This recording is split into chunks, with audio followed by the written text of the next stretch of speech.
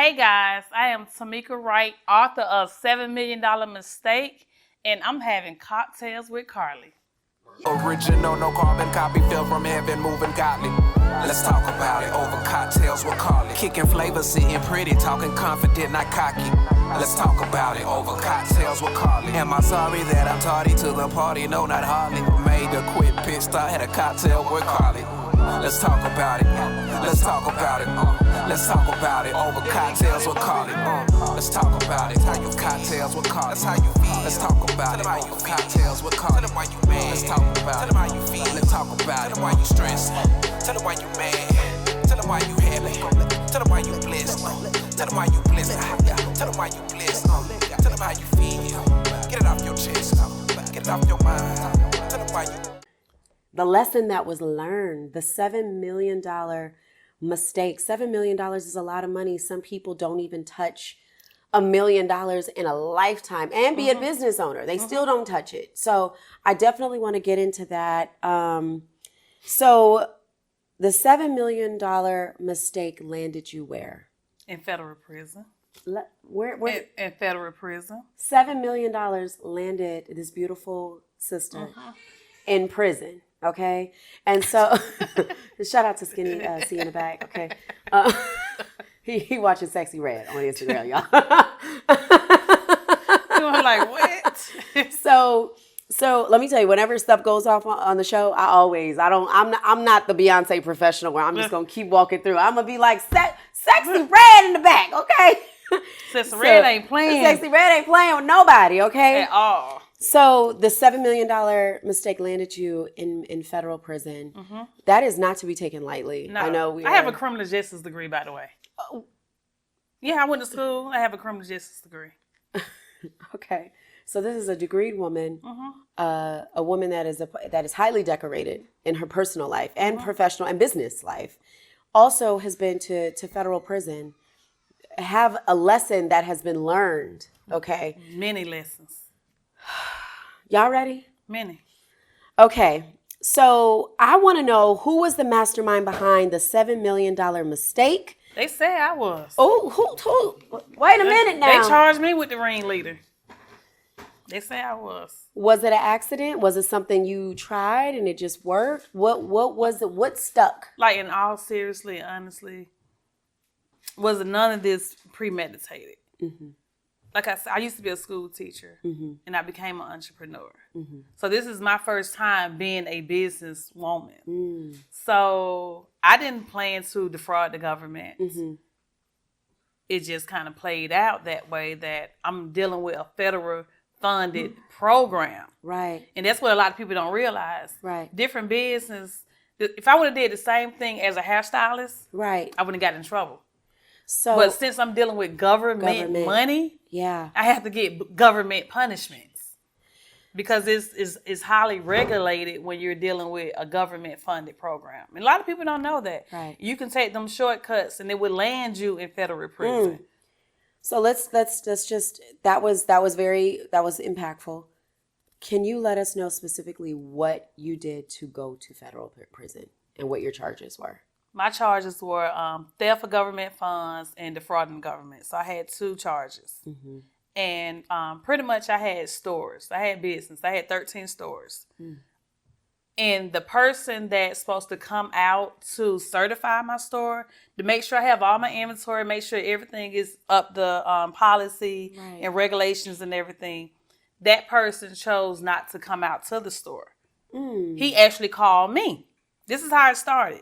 He called me like, can I meet you at the mall and sign the application?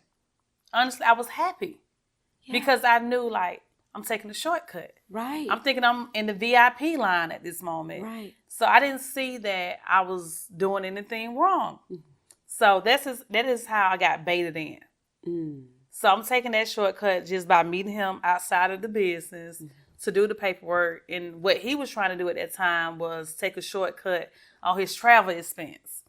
So he's trying to defraud the government by saying, I travel to these places to get the reimbursement for that travel fee. Wow. Right. Wow. That became a wow. Okay. So I'm going to ask you, I want to know, did he end up getting in any sort of trouble? He did. He got a year and a day. Damn. They went to him first, and then they came to me. Oh, so it was like a trail. Yeah, that he led them to me. Yeah, it was a trail. Way to go, Tyrone. Right.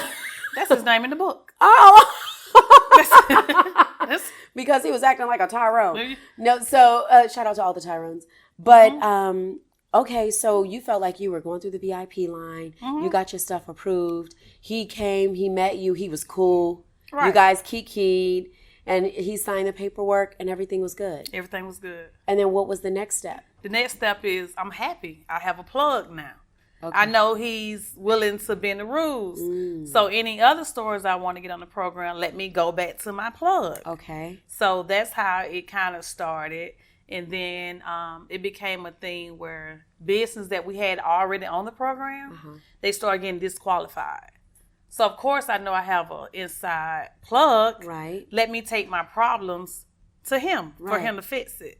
So that's how we actually start breaking the rules, because him putting the stores on the program for me wasn't breaking the rules. It was him putting the store that was disqualified back on the program was breaking the rules. Why were they disqualified anyway? It was things like substitution.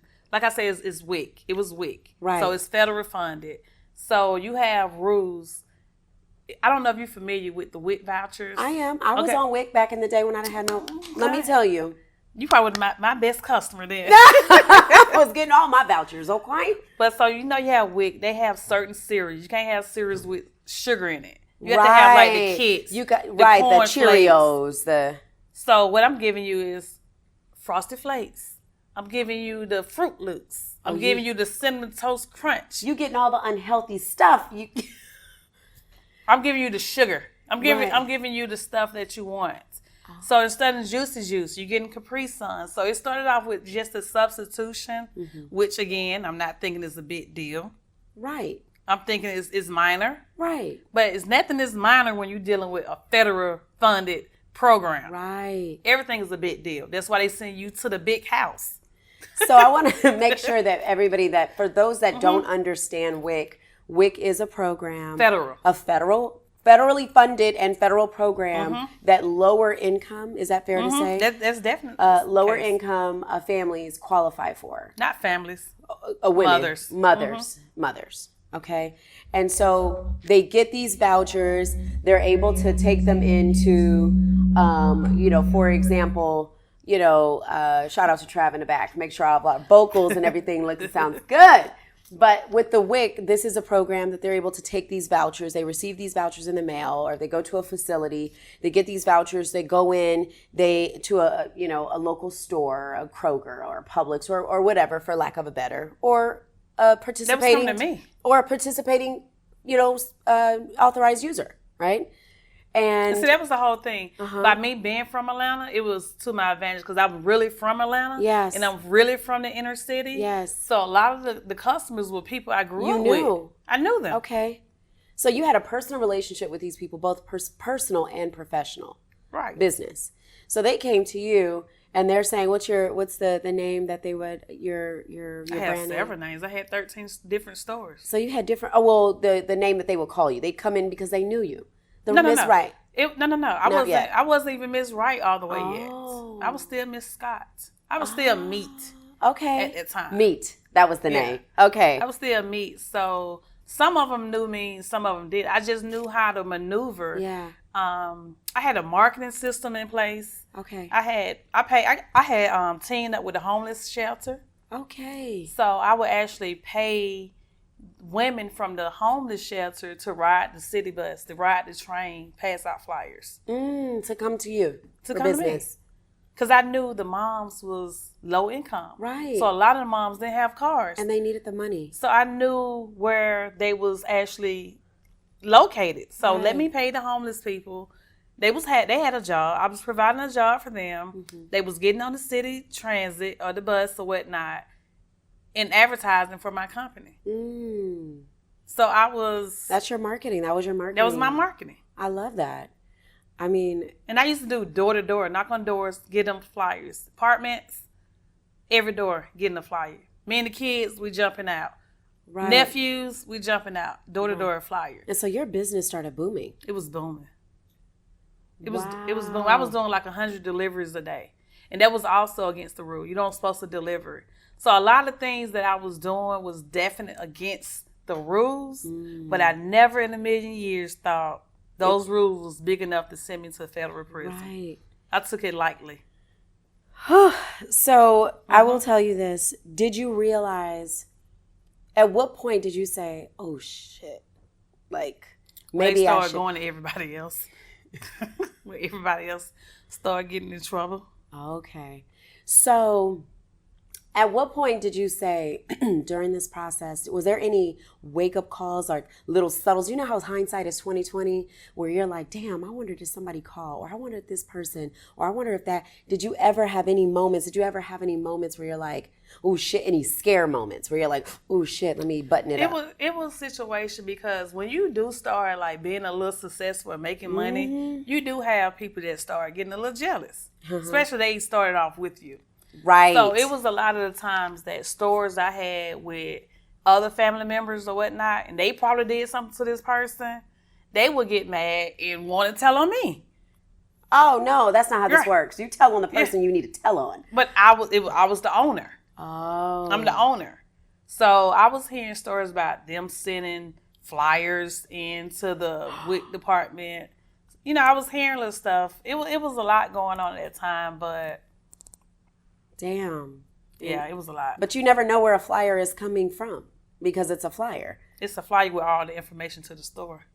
That goes back to you. Right. Everything went back to me. So let's talk about you. This is very interesting. And those in the back, you guys get to finally know about the $7 million mistake because we've been holding this under wraps the whole time we've been pre-gaming, you guys.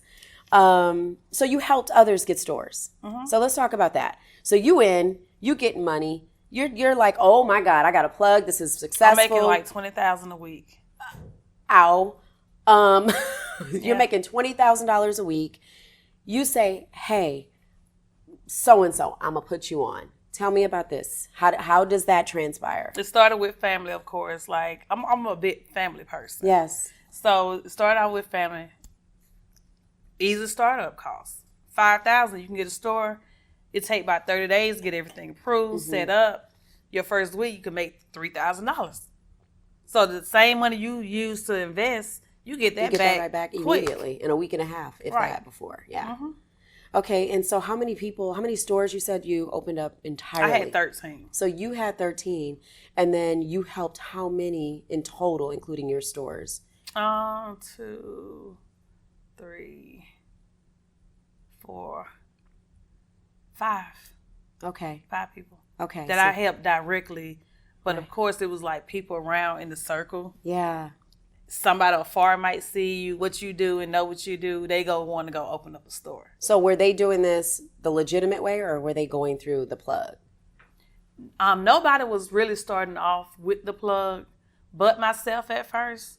But when the stores started getting disqualified, those people that I already had help, They would go to the plug. they'll go to me, and I take their problems to the plug. Okay. So that's ultimate what caused this $7 million mistake. Right. The stores that I got charged with for the $7 million mistake was not my 13 stores. Right. Only 4 of those stores had my name on it out of 10. Ooh, that's a blessing in disguise because you weren't legally responsible for that. I was. Oh. That's why mine's is $7 million. I got charged for stores that I did not even own. Oh. I got charged for all the stores that went through the plug, that I took to the plug. I was the. You were the mastermind. That's what they said. She said, that's what they say. That's what the people say in the street. But I'm not. That's what they said. I mean, listen, it's not the badge of honor that you want to have, but it takes a very intelligent individual to be able to run something like this and to be able to be successful with it. So. Yeah, only if I didn't get caught. Right?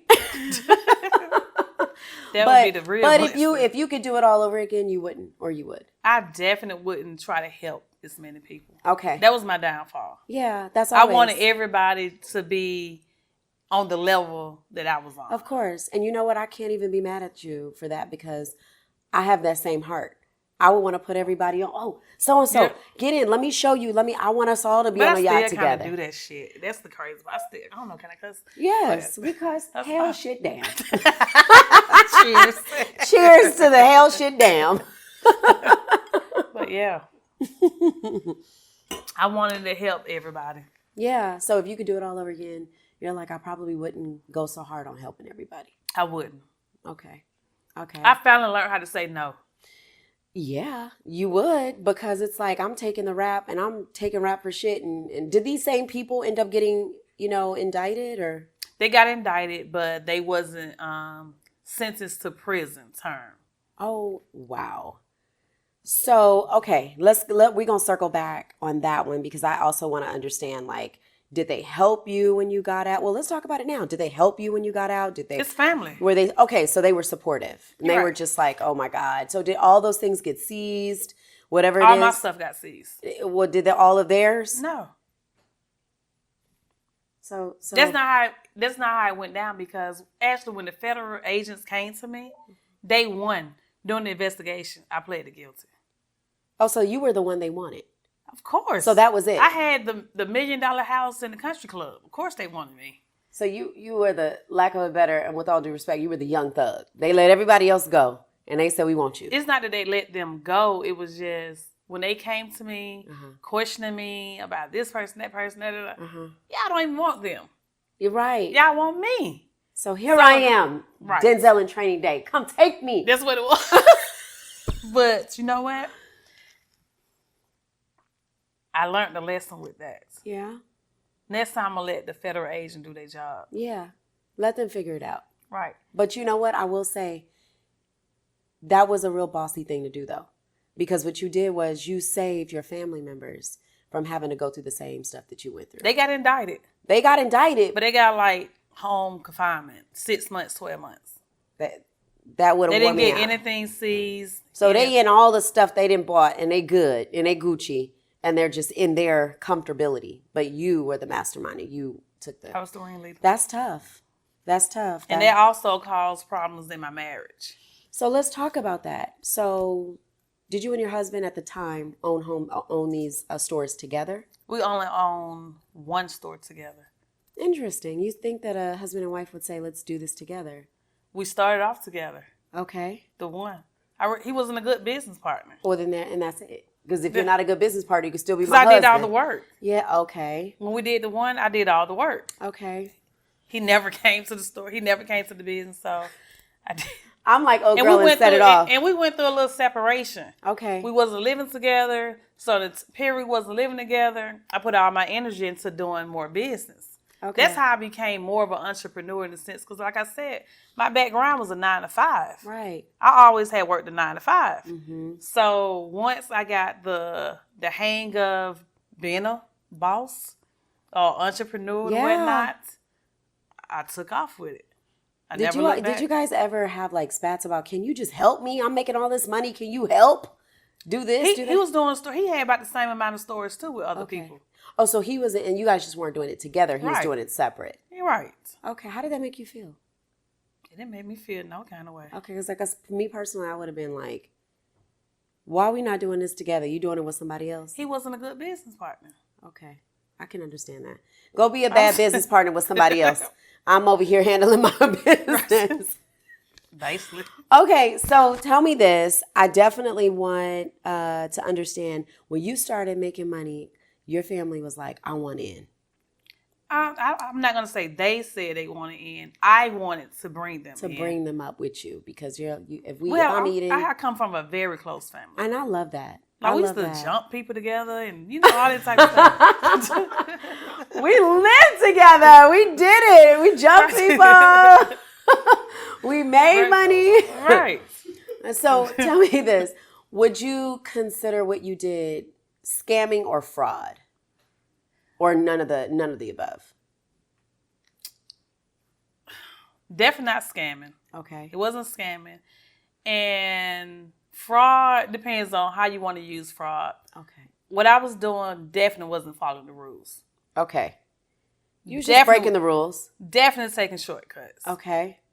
Definitely did that. Mm-hmm. But fraud, Probably starting to sense at the end part, because when you start doing wrong and taking shortcuts, it's kind of like a snowball. Yeah. You have to keep doing some new shit to cover up the other shit that you did wrong. So that's kind of what I got caught up in. It's like I started everything right. Right. But it's like once I started taking that one shortcut, I had to do something else to cover up that. It's like a lie. Once you lie, make one lie, you got to cover up the lie to the lie to the lie, and then to the lie to the lie to the lie. And that's what happened, because now I'm taking shortcuts on the application. You know, now I'm taking shortcuts on the name on the banking account, the names on the store. Like now I'm becoming fraud. Right. You morphed into it. Right. Ah. But that was years later. So why didn't you ever say to yourself, you know what? How about I just get this one store? Did you ever think, like, even in prison when you were thinking? You want $10 or $10,000? 10,000 plus 10,000. 10,000. Okay.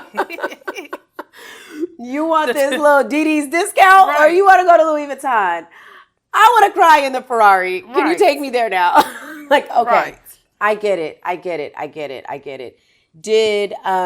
So that's very interesting. I want to know about the living aspect of it. After you started making all this money, you know what? Before I say that, what's the most money you touched? You talking about all together? Because I know it ain't $7 million. Calculated? Yes. Well, even with the $7 million is not even an accurate number. Right. Because like I said, they didn't get all my stores. I had 13 stores. Right. That's the calculation of only 4 of my stores. Right. Okay. And there's no such thing as double jeopardy, right? I don't know. We need to find that out. Wait a damn minute. No. They know. Okay. Because like I said, all my stores did not break the rules. Okay. No. It was only the stores that was disqualified that broke the rules. So I can see how you feel like I'm not technically doing anything wrong because I'm doing the right thing over here. And that's what they said in court. That's what the prosecutor said in court. She's not technically. They was like, she did everything right, but it's how she started. And I bet you that's probably why you got the sentence you got. And I don't owe restitution. And you don't owe restitution. So that's why, like, you never heard of a fraud case that have no restitution. Right. That's why you're like, well, it's not really fraud, because it is. It's definitely fraud, because they told me never try to downplay this. It's definitely fraud. That's somebody throwing the book at you. Like, don't say you didn't lie when you lied. It's definitely fraud. Yeah. I definitely did something wrong. Right. I definitely would not do it again. Period. At all, ever. Period. Right. And I definitely learned my lesson. Okay. And that's on God. We're gonna toast on that. She definitely learned her lesson. I definitely learned my lesson. To the point where she wrote a book. And she's telling us all about it because it was a mistake. Right? It was a mistake. It was something that you learned. Because I was taking it lightly at that moment. That's the whole thing. I didn't think shit stink or stunk. It smelled a little bit, but it's all right. It's doable. I didn't believe it. Yeah. They had to show me it really do smells. You really did fuck up. You fucked up big time. You're like, it was just Frosted Flakes instead of fucking Cheerios with no right? So that's what you're thinking, because honestly, that's how I would reason with something. Like, maybe I didn't go to, DC. Maybe I just went to Atlanta and I just put it. And maybe you just reimbursed me $600 and maybe it's not that bad.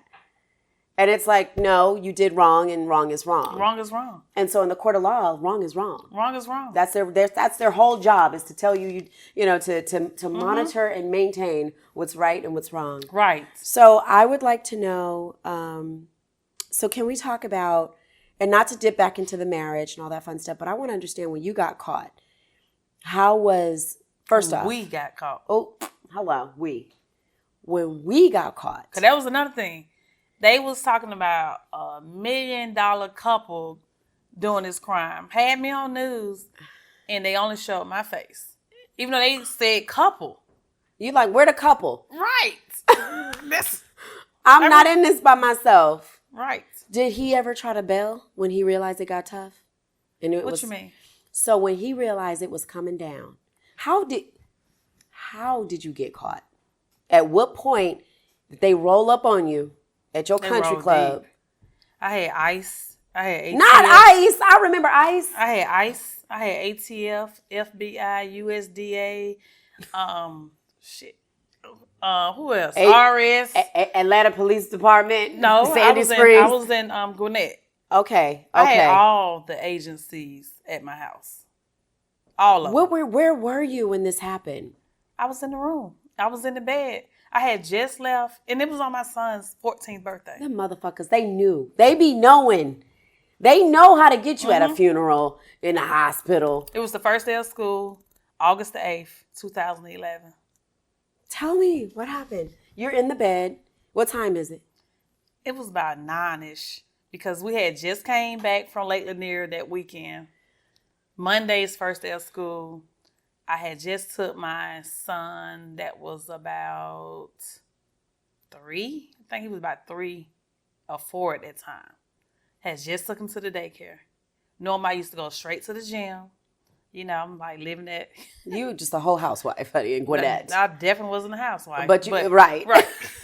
But I was about to go to the gym, but I was tired. Some said, go back to the house. Went back to the house. The ex was actually in the basement. He slept in the basement that night because he was tired. Okay, the ex-husband. Right. So I'm in the bed, front gate call, because we living in a gated community. Can't nobody just come through our gates.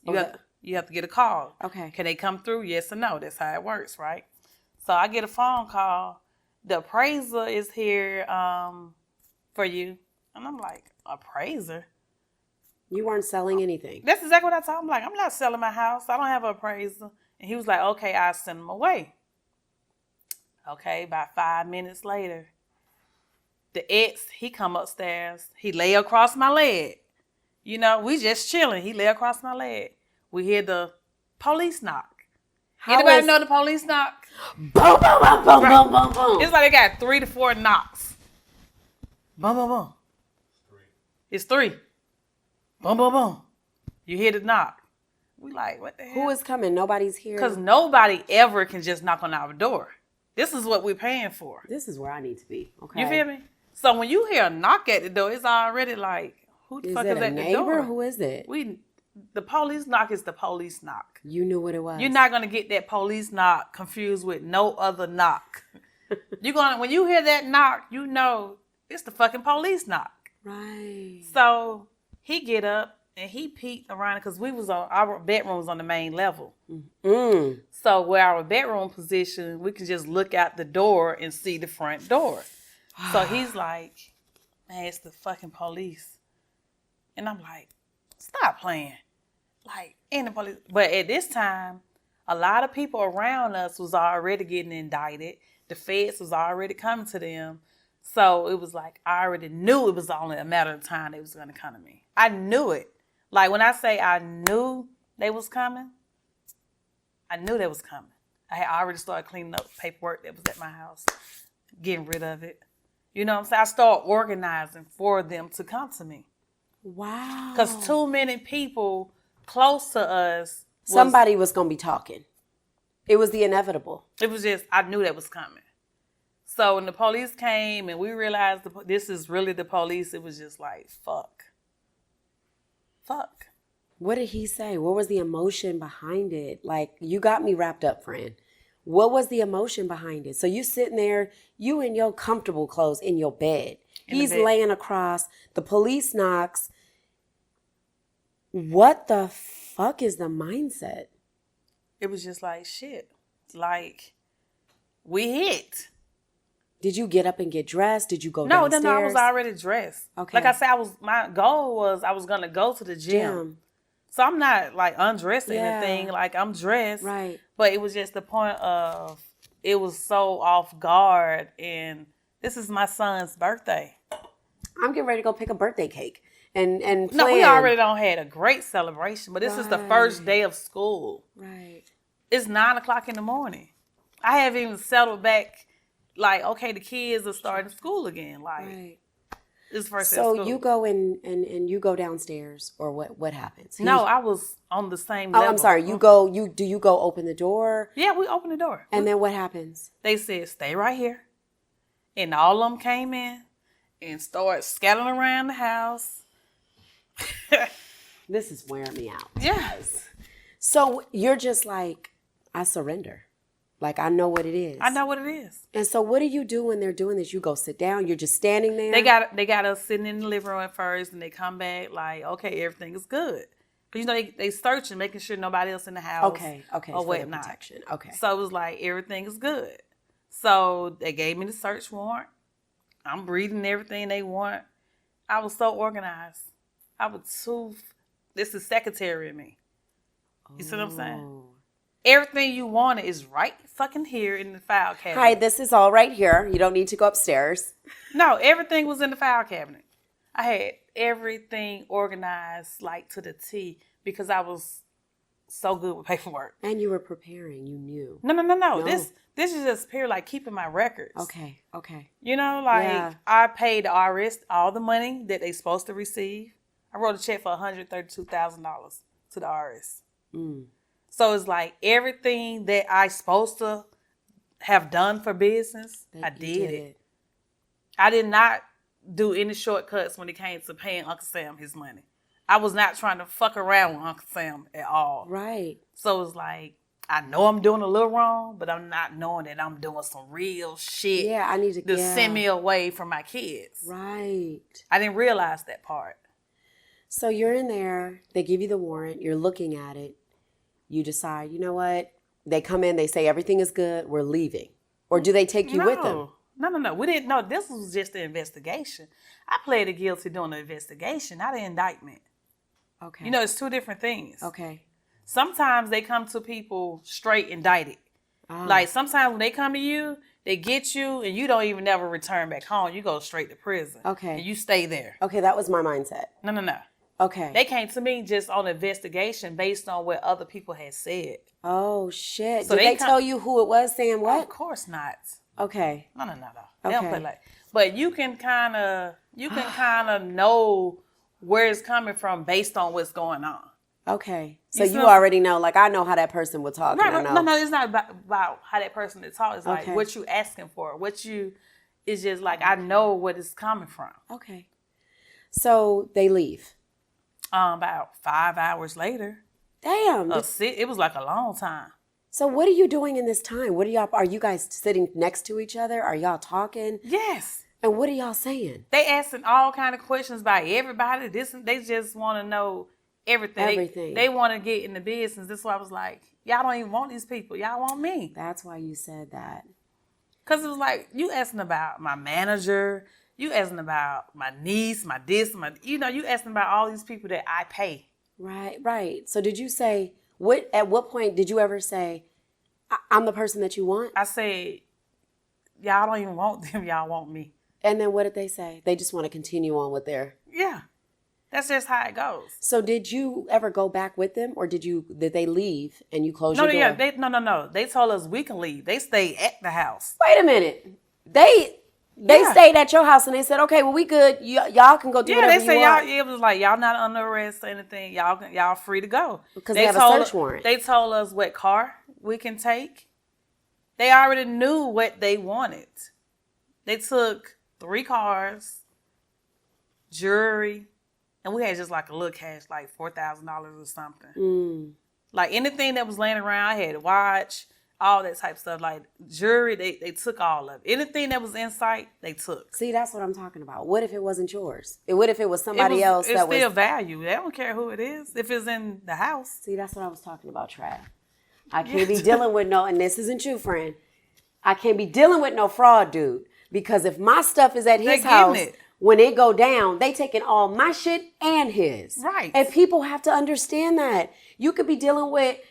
There's no rules with the Fed. There's no rules. You could be dealing with a dude that's doing fraud. Oh, then hold up. And then on top of it, I'm sorry. No, tell me, friend. Then it used to be 5 years. But Biden signed the law.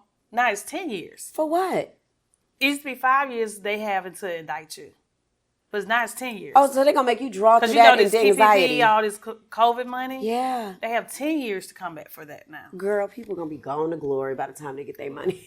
They're going to get it, though. They going to get it. You better believe that. You better believe it. I was just talking to one of my friends yesterday. He's an attorney. And I was like, all these people with these PPPs, I should have, I don't have it. Hold on, let me be honest. Tell me, friend. when I was Why we gossiping now? We like, ooh, go ahead, girl. when I was incarcerated, me and my little inmate sisters or whatnot, we seen all this on CNN. We seen the PPP loan coming, the PP, all this COVID money, and I remember we was sitting on the bunk. We was just like, in a couple of little months, I said, well, people gonna be coming in here to y'all remember that PPP loan money? Mm-hmm. That's why I'm in here. Yes. And that's exactly what's going on. Yeah. And I'm gonna be truthful. Yeah. If I wasn't in there, I probably would have did it too. You would have been doing the PPP. I would have done it because I know people who got 100,000, 50,000. Let me tell you. 80,000. I know this guy. He called me and he said, Carly, do you have an EIN? This is before I got my business. He said, do you have an EIN? I said, I got an old something that's expired. He was like, use that. I know somebody that got $87,000 in 5 minutes. Baby. What stopped you? The fact that I got way too much to fucking lose, and I know damn well they're gonna come back to get their money. If I get audited every year and I got a bomb ass accountant that makes sure that I get money back, and I know that I'm getting audited there, you think they're not gonna find me with that PPP? And they'll be coming back years later taking my shit when I'm in a point in my life where I'm just living my life, not even worried about it. You know, mortgage is affordable where I'm like, okay, I can live my life and be normal. No, you come with us, you going. Remember that PPP you going. You bought that AMG G-Wagon with? And remember that Rolex you bought that you can't find? They're going to have the contract where you sign your name. Girl, electronic. Everything. Nothing is a secret from the feds. They know every He told me, my friend that's an attorney said, Carly, do not underestimate the government. Ever. They are going to collect every single dime. Maybe not now. He said, but they're going to get it. You're going to get it some kind of way. It's going to be in money or pain and suffering. They're going to get it. And that money can be pain and suffering too. Right. Okay, because if you paying restitution back for... Thank God I don't owe restitution. That's thank God, because that would change your life. Imagine I can imagine owing $7 million.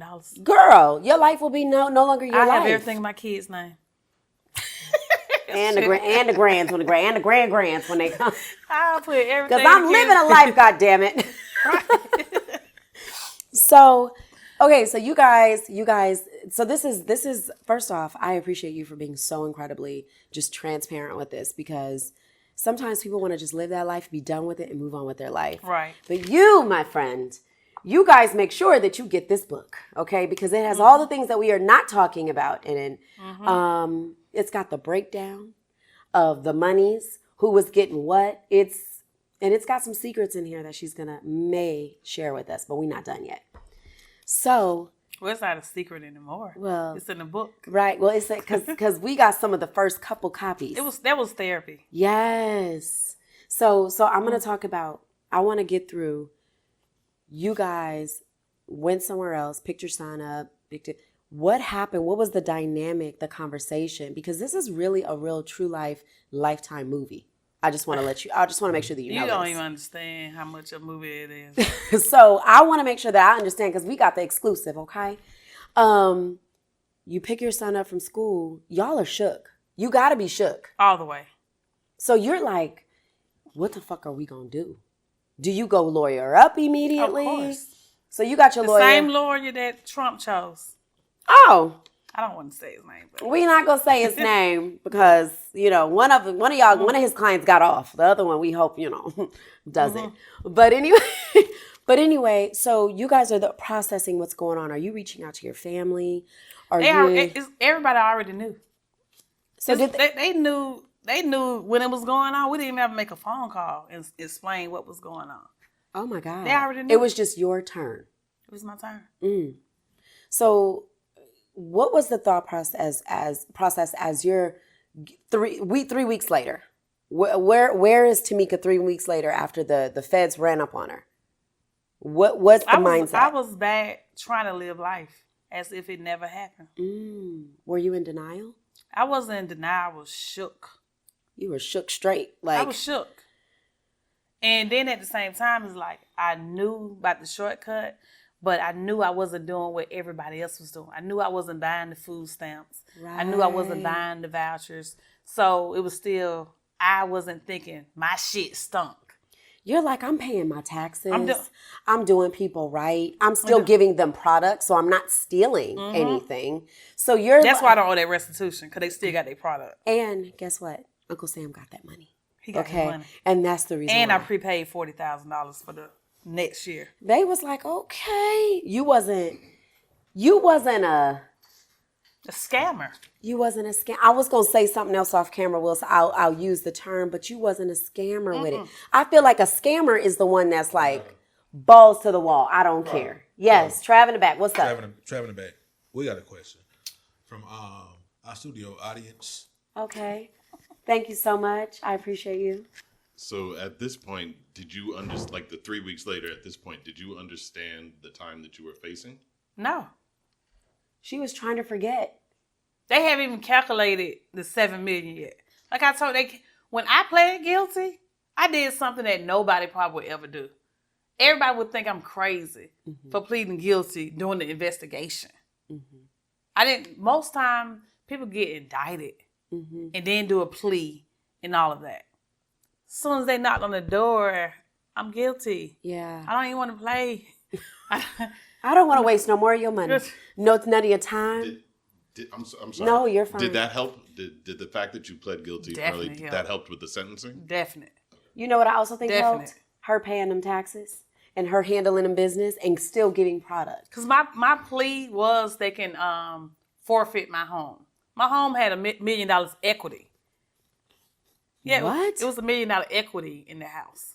So that's what they really wanted. So you also made good financial choices. I did. You didn't just go, oh, you want $1 million for it? Let me give you $1 million. No. You said, I purchased a foreclosure in a country club, and I paid $600,000 for the house, and the ex and I both put $100,000 a piece down on the home. So I had a mortgage on $400,000. My mortgage was $2,200 a month. On the 10,000 square feet home. I was the youngest black woman in that neighborhood to purchase a house at 29 years old. And your mortgage was nothing compared to theirs. $2,200 a month. Girl, people paying that in the West End. Paying more. For a 1-bedroom. for 1,200 square feet. It's like I'm mad. I ain't gonna say I'm mad. It's just a lesson learned that I really did try to do the right thing. You did. But you know what? You have to also think about it. Like, you bought yourself time too. Like, you imagine if you was a whole nigga about it. I'm just gonna say it, right?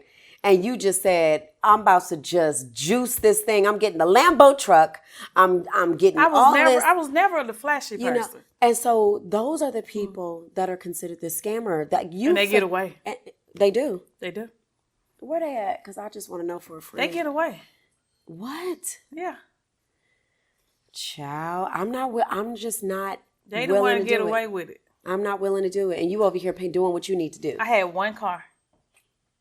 And what type of car did you have? She told me offline, and I was like, "Girl, I had an R350 Mercedes. A Mercedes, the van. Yeah, they discontinued them, but they were very cute. I missed it. They had a lot of problems. That's my aunt had one. Yes. So, what's the biggest lesson out of all of this? Looking back, what's the biggest lesson learned? Don't take shortcuts. That's especially dealing with a government program. That's the main thing. Like even like daycare centers, home health care agencies. It's a lot of government programs. People don't realize once you don't follow their rules and their policies and procedures and regulations, that's the part you need to read. Because once you break that, it's over for you. It's over because you can make so much money with government-funded programs. Like example, for a gallon of milk, they was paying me $10 a gallon. That's Hawaii prices. When the milk, that's down. I'm talking about 2010 and such. So it's like that same gallon of milk was probably about $4 in the store. Ooh. But because I was a vendor, they was giving me $10 for baby Similac. I was making like $100 off 6 cans of milk. So it's like the smaller your store was, the more money they'll give you. So they make these rules. And it's almost like an entrapment. It is. It's like you making me want to fraud you because I know you're going to give this to me regardless. But that's how all federal government programs mostly are. Just think about it. So would you ever, don't get me, would you ever do another store? Hell yeah. You would? Yes. But you would do it the right way. Of course. Mm-hmm. The right course. way. I get The it. right- You get it the right way. The right way. I like that. Yes. I definitely would. So can we talk a little more about the consumership? So you mentioned that you were very modest about your spending. What was the first thing that you bought? My mom a car. I brought her the Z4 BMW. She still got this car. It doesn't work, and I don't know if this car work or not. It's just sitting in her yard. She won't get rid of it. That's her and baby. We was like, Mama, get rid of this car. No, she ain't gonna never get rid. She won't get rid of the car. But that was the first purchase I made. I bought it cash. Yeah. Delivered to her job with a bow on top. That's It was a beauty. proud moment. You for know me. you made it when you were able to buy your mama a Yeah. house or a car, Yeah. cash, a luxury car. A two-seater drop top. Ugh. So what was the first thing you bought for yourself?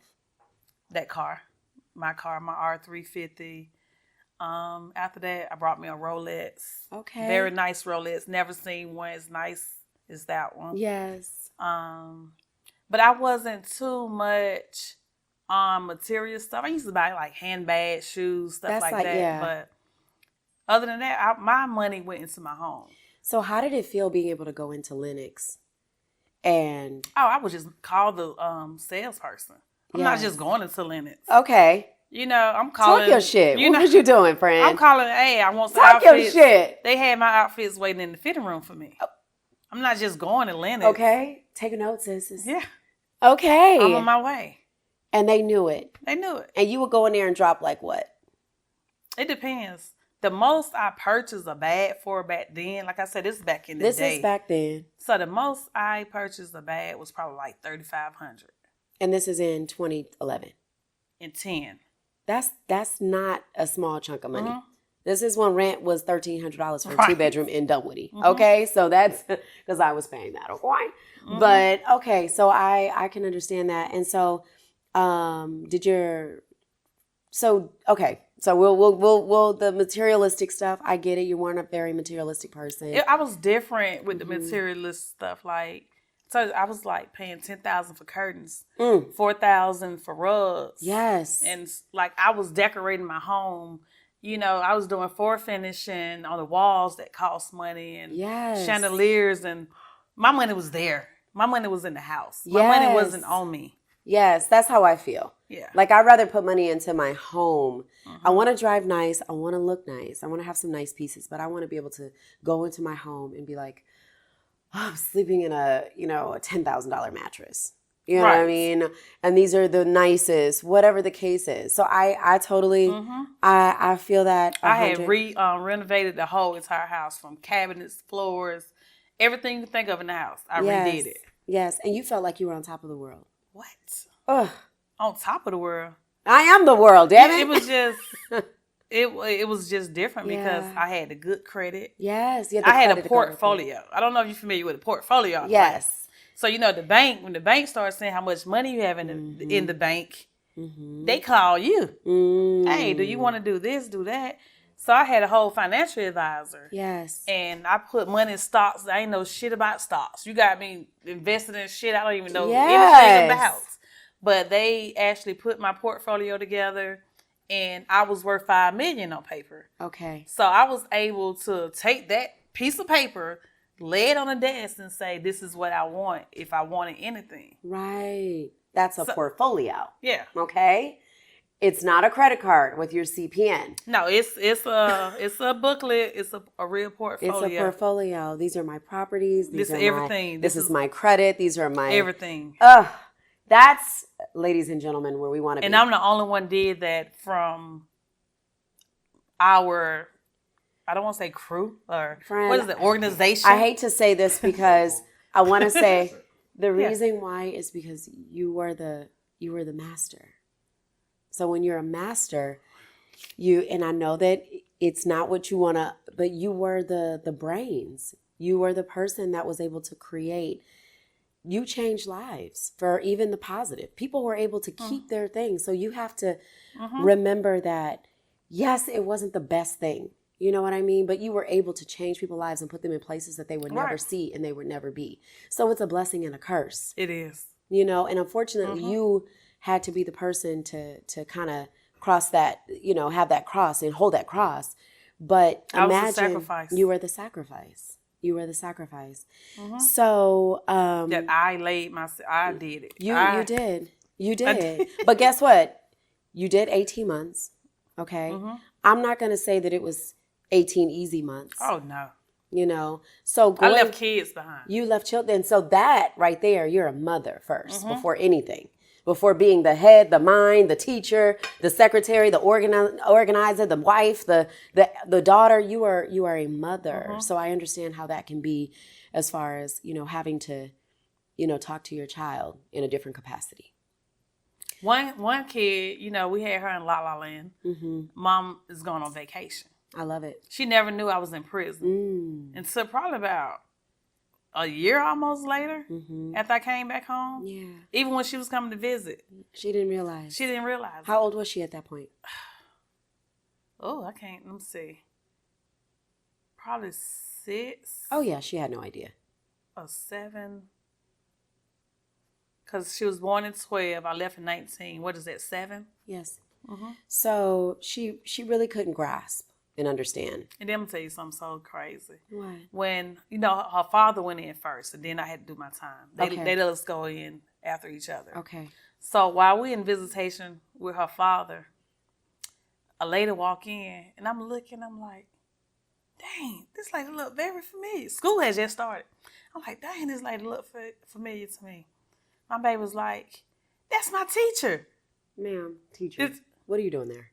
The teacher come to visit her nephew in the federal prison. That would have been a very interesting emotion. I would have been like, ooh, especially knowing that it was too close for home. It was like your child knew, and then you were going in. You wanted to keep it from her. She's there to see her dad. It's a lot of, it's real busy. She's still not knowing we're in prison. She's not knowing that. So it wasn't like what we would think on television. It didn't Not for look the federal. that. Okay. Not for the federal, because there's no handcuffs. There's no guards with guns. Oh, okay. It's not that type of energy. So, but what it did, by the teacher seeing her, I had a great village at her school. Oh, like that's her other teacher used to inbox me and keep me updated. Oh, that's so beautiful. So I had a beautiful village with the school. So shout out to her school. I don't want to say the name, but okay. Shout out to the baby school. yeah, it was they was very understanding, very supportive, all of that.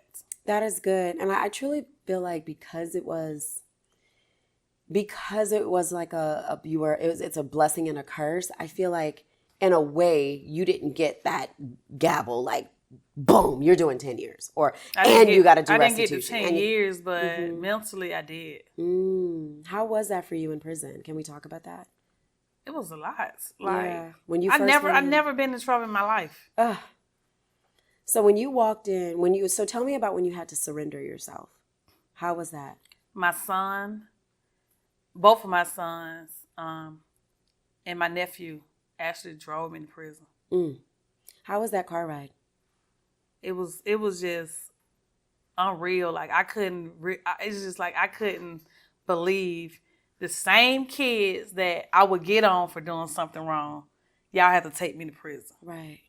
Y'all taking me to prison. Right. How does that work? It's like I'm the one that used to whoop y'all ass when y'all do something wrong. Right. But here I am, y'all dropping me off to prison. So how was that ride? Were you guys listening to anything? Were they making it in light of the situation? We was kind of quiet. We're vibe on a little music, but we just riding.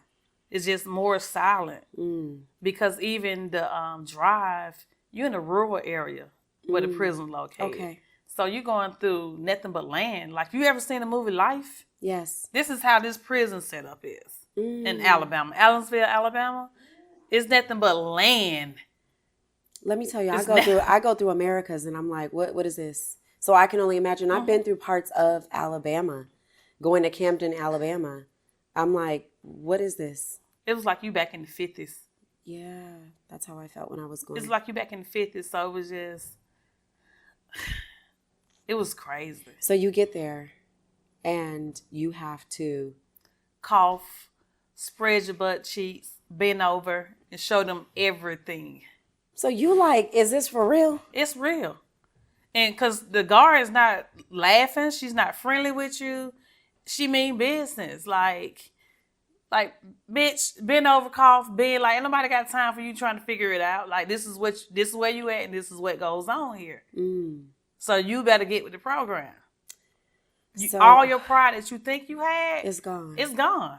Because you're a property of the Bureau of Prison. So what do they tell you when you first walk in? Do they just give you a straight talk? Or is it like you just kind of go with the punches? What you go through is called R&D. So you go through, you do your medical, you do your ID. Yes. They take your picture. Yeah. They give you your brown underwear, your brown bra, your brown socks. Everything is dingy looking brown. Ain't nothing brand new, by the way. So I don't know how many other women don't have this stuff on. And if you ever been through the federal system, you know what these little infamous shoes, they like kids. They give you these shoes that you put on. They give you your bed roll, which is your blanket, your sheets, your towel, your face cloth, all that little stuff in a little roll. That's your starter pack. That's your prison starter pack. Welcome to your home for the next 18 months. That's what they give you. So when you saw that, you were like still in shock. Like what? I was past shock. I wasn't even present in that moment. Like really, I would imagine. Like even in court when I got sentenced, I wasn't even there. They just been talking. Like I'm not even present. Right. So fast forward 5 months into prison. Where are you? Where's Tamika 5 months into prison?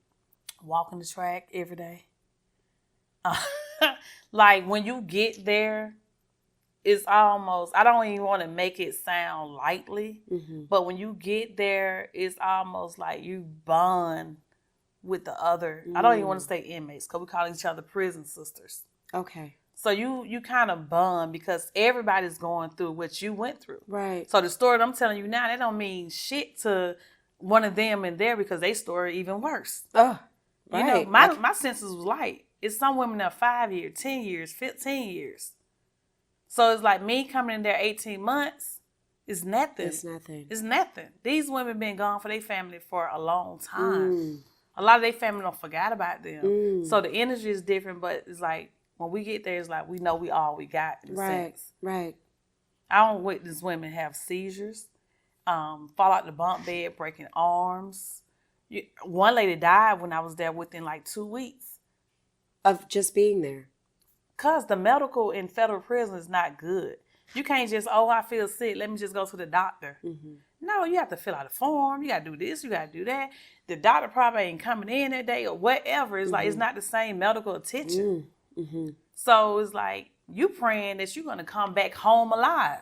We got a question in the back, Carly. Okay. Yes. Was your time a little harder because you had a lesser sentence than a lot of people? So were you treated a little differently?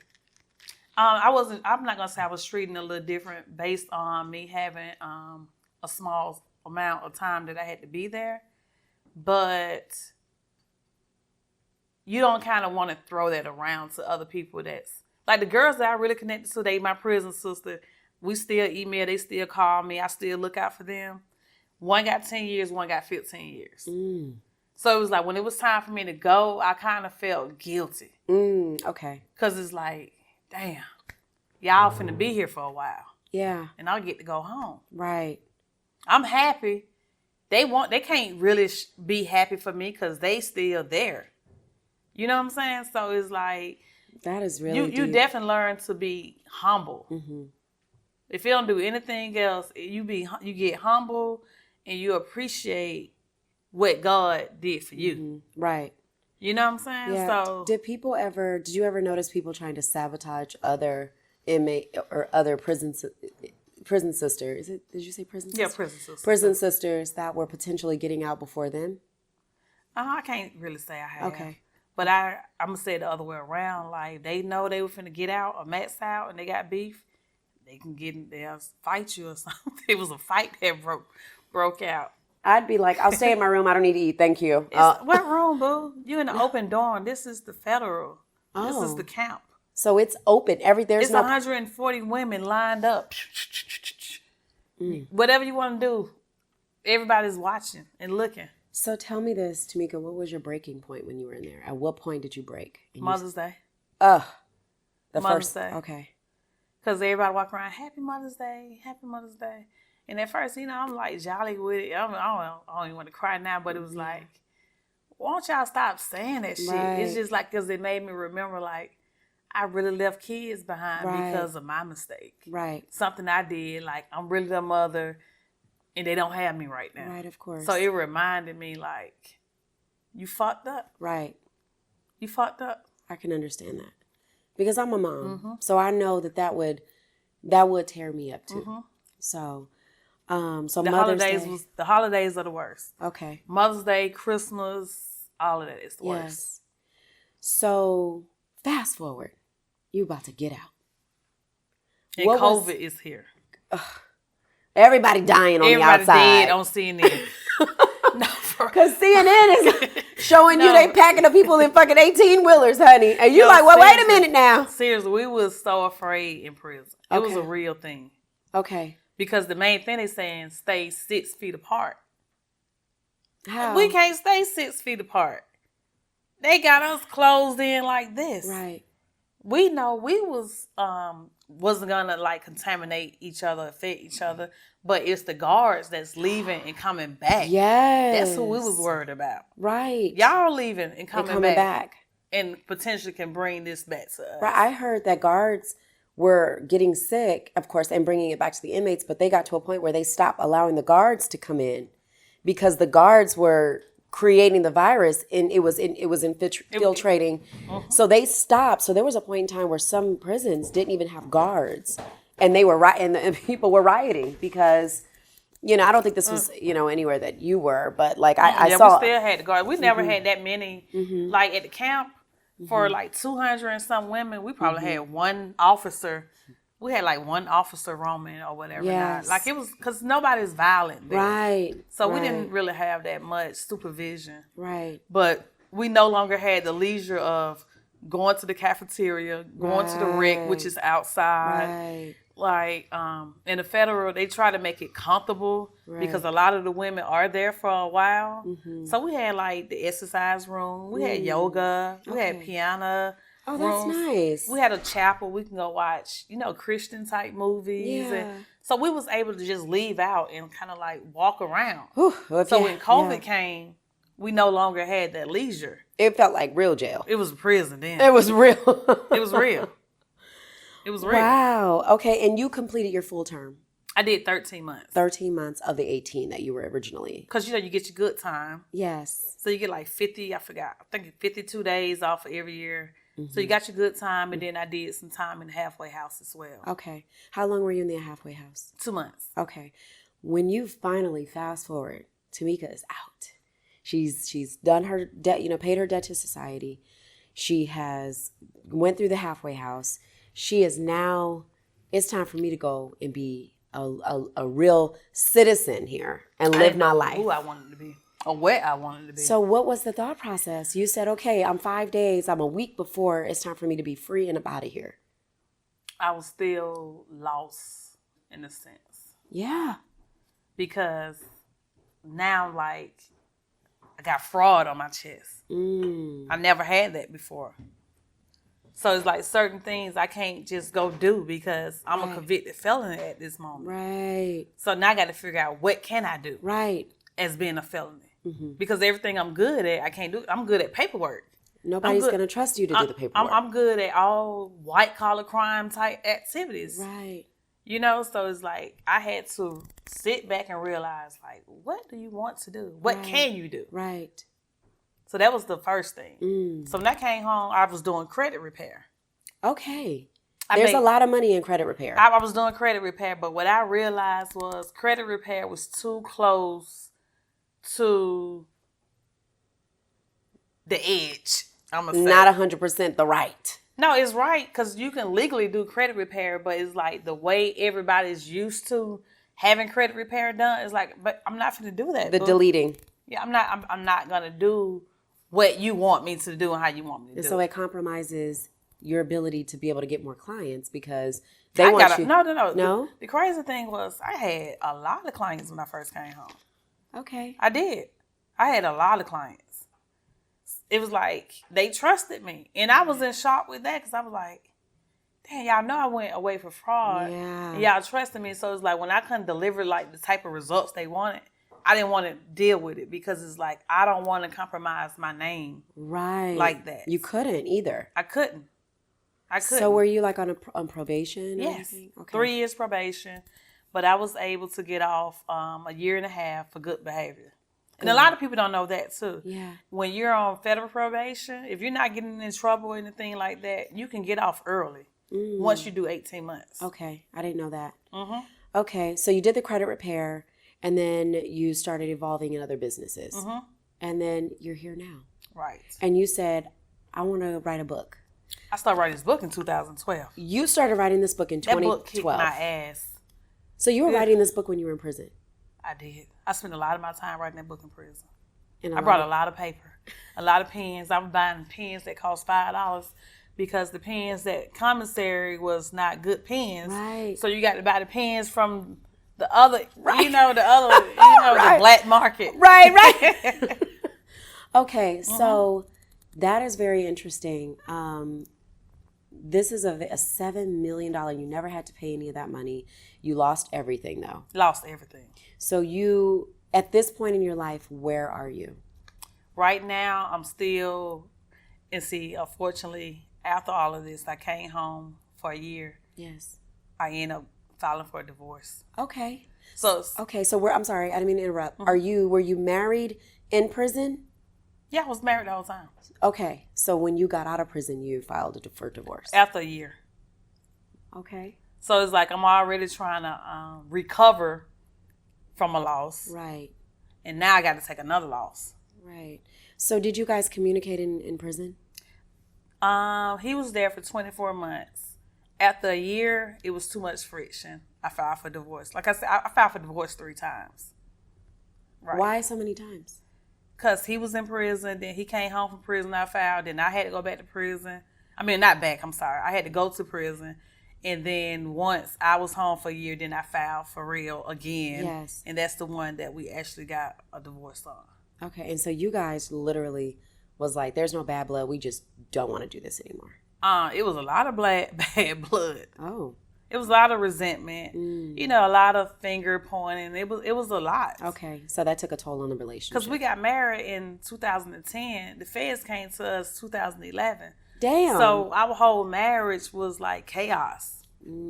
Okay, I can understand. So you didn't really get a fair, solid chance of being married in the space of making money, being happy, traveling, doing this life together. It was wonderful, it was success, and then it happened. Right. Okay. Was he okay with the divorce?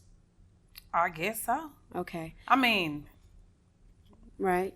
So do you guys, to this point in time, do you guys just live separate lives? We definitely live separate lives. We co-parent. Okay, that's good. So we have joint custody. Good. So it's 1 week on, 1 week off. Okay. So we do that wonderful. Right. So you guys are wonderful co-parents. You guys love your children. When I tell you, if I knew this is the way it was going to be, we should have been got a divorce. Right. Why did we hold each other hostage if we can be this pleasant to each other now? Right. Because it was so toxic, so unhealthy. It was just so negative. Right. But now it's like... So is it fair to say at this point in time you are at peace in your life? I'm definitely at peace. So you sleep well, you move well, your money is legit. This book gave me a little anxiety. Real? Well, I would assume so because it's disclosing every intricate detail of your life, like even things that you never wanted to just share, right? And so tell me this, and we're wounding up, and I appreciate you being so transparent, Is there anything in this book that you feel is a deep something or another that you've never really shared that people will more than likely be shocked about? It's a lot in that book that people would be shocked about. Yeah. It's a lot.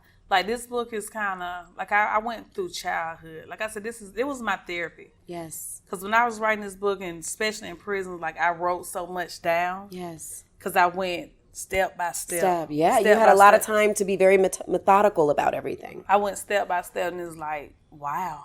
Yeah. A lot of stuff I shared in that book, nobody knew. Nobody knew. And even when I put it on paper, I was like, Damn. I really put this on paper. It's a I really memoir. put it out there. It's a memoir.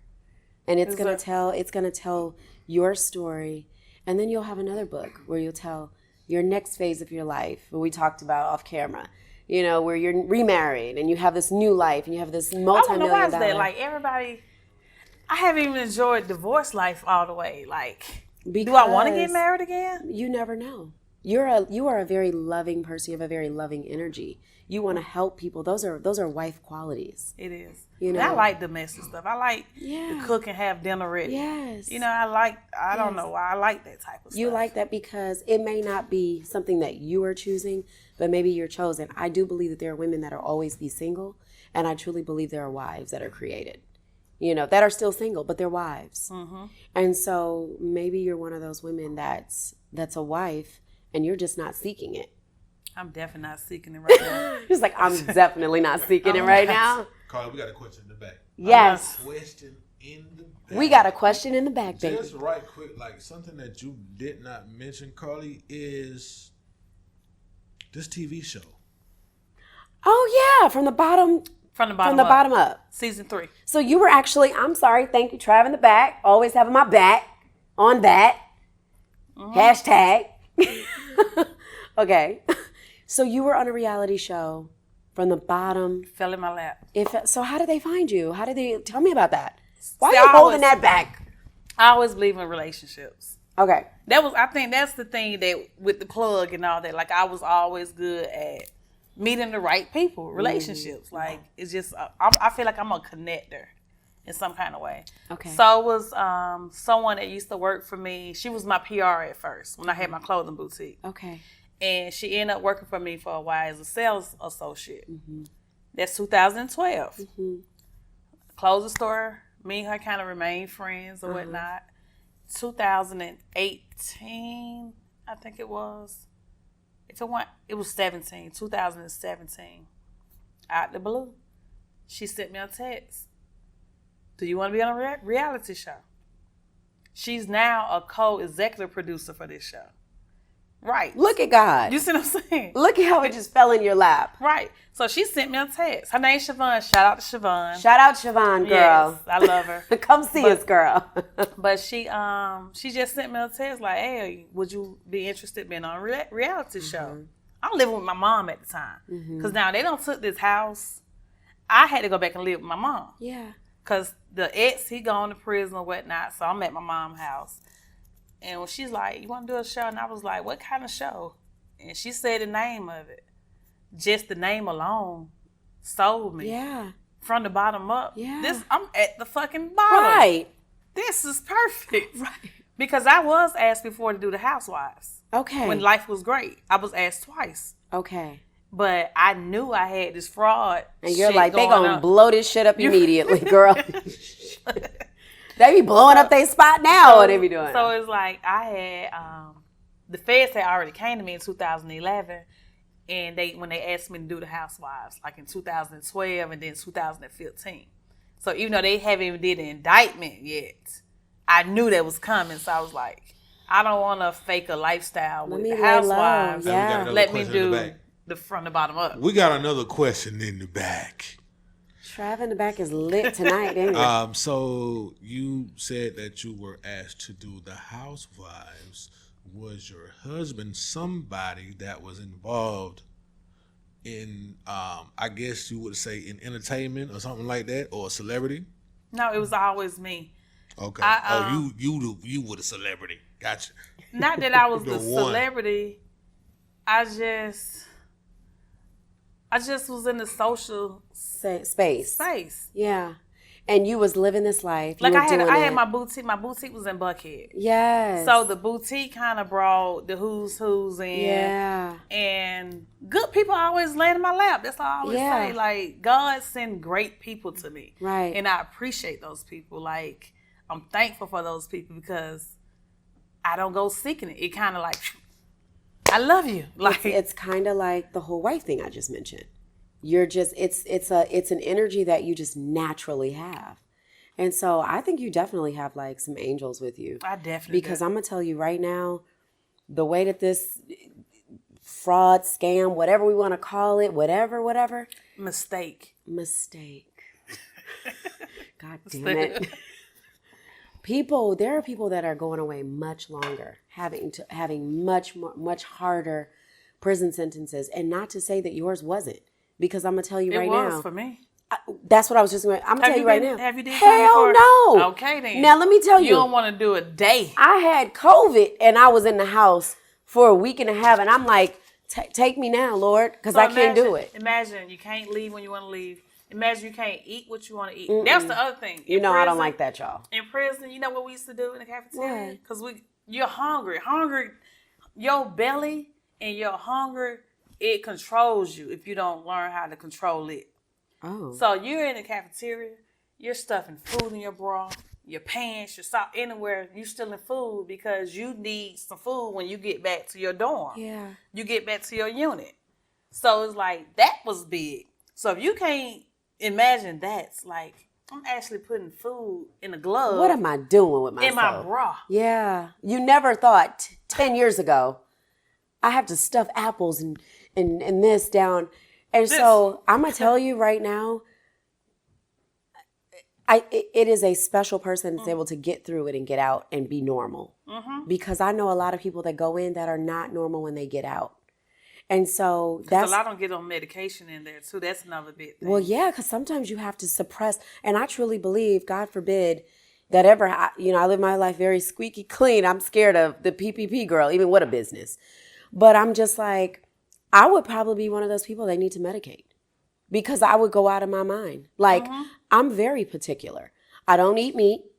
I don't like this. I tried vegan in there for a couple of months. Do they have vegan diet? Yeah. Some old ass tofu. So she said some old ass tofu. It is. A lot of the food in there is old. A lot of the cans, you read it, it's old. A lot of the meat, they'll tell you read the package is not supposed to be consumed by humans, and it's a lot of that stuff that goes on. You read the ingredients and you read the expiration dates on that stuff. Yeah. We don't even supposed to be eating this stuff. And I guess for people that have never been in that space or nor have experienced people in that space, they just look at it like, well, you did something bad, so it is what it is. Right. And do you know how much you get paid at those jobs? How much? 12 cents an hour. Girl, insulting. If you really doing it, if you really like in high rank, you're getting 40 cents an hour. And what you supposed to buy with that? Nothing. How long do you have to save up to buy something in commissary? You probably get $25 on the check or something like that. And then how much is that's for a month? For a month? Yeah. Girl, that's like a life that some people can't even. I'm sorry. Yes, it's slavery. It's not a life. It is. It's slavery. And that's what, I hate to say this too, this is what Kanye West was saying when everybody thought he was cuckoo. You feel what I'm saying? Yeah. When Kanye West was like, get rid of the 13th Amendment, this is what he really was trying to say, because the 13th Amendment says we still can be enslaved if we in prison.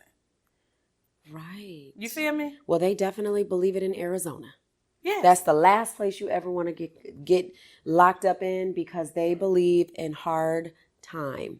It's like third world country. I can believe it, because I had a layover in Arizona. When I had my clothing boutique, I was flying to California, but I had a layover in Arizona.